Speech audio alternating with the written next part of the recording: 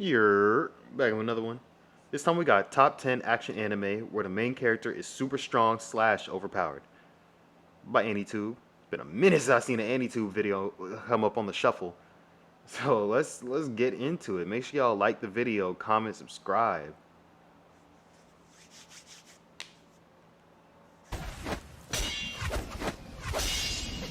Here comes the adrenaline-packed punch. Honestly, adding an overpowered main character to a well-crafted action series is like eating your favorite burger with extra ketchup. Today I want to bring 10 action anime where the main character is super strong and overpowered. Actually, dousing a burger in ketchup kind of ruins it though. If it's an actually good, well-seasoned burger, adding ketchup just kind of like ruins the taste and the flavor and everything. It's just like, it's not the same. As usual, I plan on bringing more videos in the future, so don't forget to stay tuned by hitting the subscribe button, along with the bell notification icon. So, without further wait, let's get to the list. Number 10, Hellsing Ultimate.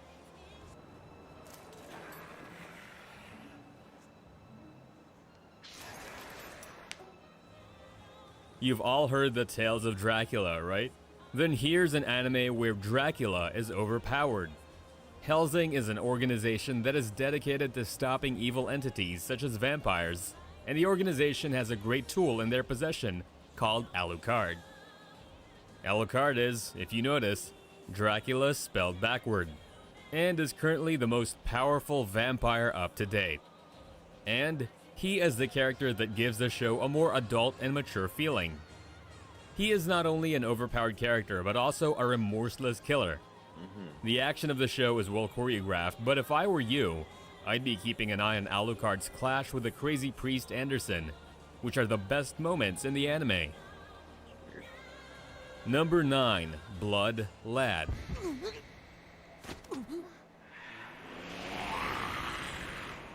Talking about vampires, let me tell you about another action anime that involves overpowered vampires. Someone told me about Blood Lad. Stas Charlie Blood is a powerful vampire who is the boss of the entire Eastern District in the demon world. And unlike any other vampire, Stas is not interested in being a ruler.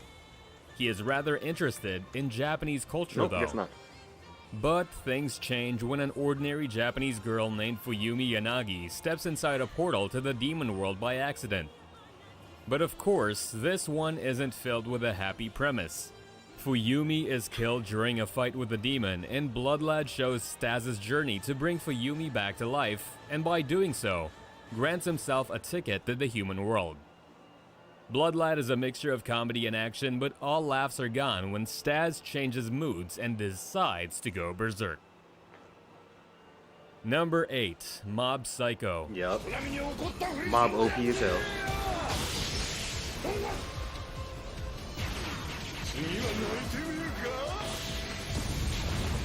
I'm sure this anime doesn't need any new introductions, but just for the sake of people who don't know, here we go. Mob Psycho, written by the same author of One Punch Man, tells the story of a schoolboy named Shigeo Kageyama, nicknamed Mob, who works with a detective named Reigen Arataka on handling mysterious cases. Even though his nickname is Mob, he is actually a powerful esper with a great amount of psychic power. Similar to some others in this list, Mob's main goal is to keep his powers in check as well. But as he encounters other espers like himself, he finds it difficult to deal with them without reaching his full potential. The action scenes mixed in with a fluid and brilliant animation give both an imaginary and overpowered feel to the scenario. And, no pun intended, but this show's got a little something in it for everyone. Number 7, Miss... Now imagine if Mob was just, like, said, F it, I'ma kill whoever comes in my path. Like, who's stopping him? Who's really stopping him? The boss not stopping him.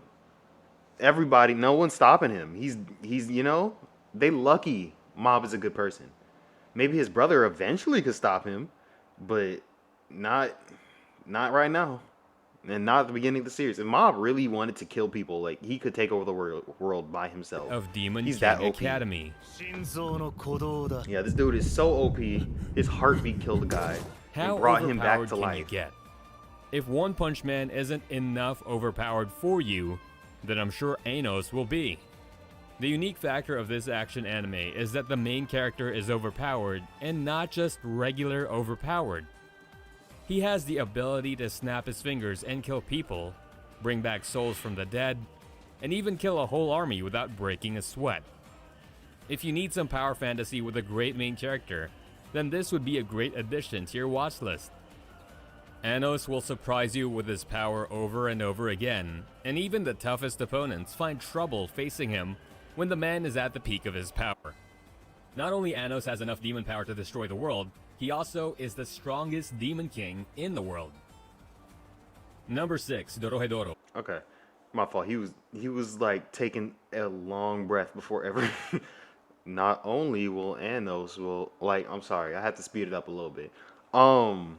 In a couple years, I feel like we're gonna have an overabundance of OP like main characters. One Punch started something, like he started a trend, cause like One Punch was the first time you had a like at least I know you had a main character that literally didn't have to struggle, cause he was just so OP.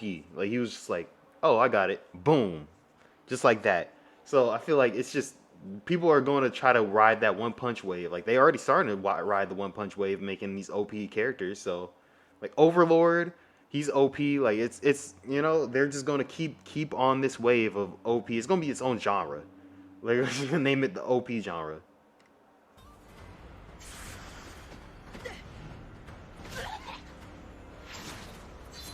We've had overpowered vampires and demons, so why not a lizard? Dorohedoro tells the story of a man named Cain who is trying to find the sorcerer who erased his memory and turned his head into a lizard. In this world, humans and sorcerers are different species, and the former lives in a hole, and the latter lives in the world above and constantly threatens humans. If it isn't obvious by now, the anime has a lot of gore and violence, but also has a mystery running in its background parallel to the plot. As Cain finds out who he is, he also unveils mysteries that could change the human and sorcerer worlds forever. And that's when you start to realize the potential of this anime. Animation's not that Number bad 5, here. Kaze no Stigma. Wind users are always badass, but it's more awesome when they hide it and then reveal their power. Kazuma Yagami is a user of Fujutsu, the ability to control the wind. But after a duel with his cousin Ayano, he is eventually kicked out of the house. Several years later, his whole house is murdered by a user who has the power of Fujutsu. Now everyone suspects Kazuma as the killer, and so does his cousin Ayano. Now it is up to him to show that he's not the killer, while also working together with Ayano on finding the culprit. If you're interested in battles, magic, comedy, kick-ass moments, as well as Kazuma showing he's not a person to be messed with, then give this show a watch. I'm not gonna lie, this Number video 4 kind of is fits on Isekai Cheat 1.25. Magician. Isekai Cheat Magician? These days, every character who gets transported to a fantasy world seems to be overpowered. That's a lucky quirk, I guess. Here we have two high schoolers by the name of Taichi Nishimura and Kanade Azuma getting transported to a magical world named Altea. After fending off a monster attack, the two OP. decide to enroll as adventurers. That's when they realize, despite being just teleported, they possess incredible magical powers. The two soon begin their adventures as the most powerful cheat magicians. But just because you cheated fate doesn't mean it's going to let you go easily. Taichi is now searched by a mysterious woman who wants to use his power for her advantage. If you want an isekai anime with an overpowered protagonist duo, plus some great action, Isekai Cheat Magician will be the perfect anime for you. Number 3, Shakugan no Shana. I don't know, that isekai one sound kind of cool. Before moving on, I need to touch on the dystopian genre next. Shakugan no Shana happens in a world where humans are attacked by Crimson Denizens, mysterious beings from a parallel universe who feed on the life force of humans. Once they are fed, the humans turn into torches, residues of human life. Yuji Sakai is a boy who is attacked by a denizen and turns to a torch. But before he could get completely obliterated, a mysterious hunter saves him. Now, it is up to the duo to find a way to restore Yuji's soul. Shakugan no Shana has some great action combined with its rather supernatural premise, and is a must-watch show for the fans of the overpowered protagonist niche. Number 2, Tales of Zestiria. I didn't know he was overpowered. I mean, I really couldn't Based on even the two get. video games, I couldn't get that too deep into Tales of Hysteria just because I didn't like. I watched the first episode and like I just didn't like the animation style, so I was just like, I'm gonna watch something else. So I can't even really talk about it like that because it's just like I didn't even get past my like 3 episode limit. So I can't say it's good or bad. It's just I didn't like the animation style. Tales of Hysteria and Tales of Berseria, this anime is another hero saves the world anime that passed under everyone's radar. Not unless you played the original games, of course. The premise of this one is rather simple. You've got a princess who falls into the hands of a boy who can speak to creatures known as seraphim. Now, they should rise against the dark forces of malevolence and save the world from monsters and mayhem. While this may seem like the fantasy story everyone and their mother writes about, the series has several specialties. It has a supernatural storyline that commends the anime, and of course, with the studio behind all of those being ufotable, you get some cool action scenes complemented by CGI mixed visuals. Number 1. Akame ga Kill. I need to watch this. This has been on my list for like years, and I just haven't watched it.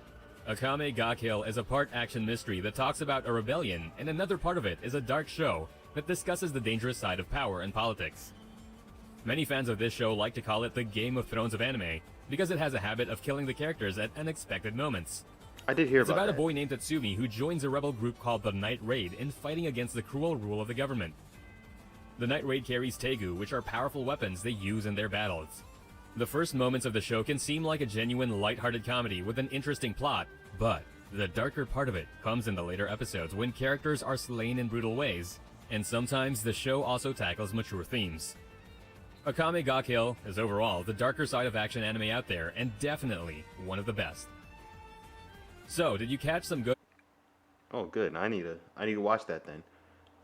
I knew I was on the right track with the I'm not gonna lie, I was on the right track because it's a really good anime from what I've heard, and then from this, I just never got to like clicking on the title. And I think I always thought Kill la Kill and Akame ga Kill were like related somehow. Now I know they're not, but like back then I always used to think that for some reason. But shoot. Alright, I hope y'all enjoy. Let me make sure I don't have it at 1.25 playback speed for the next video. I'm out. Like, comment, subscribe. Peace.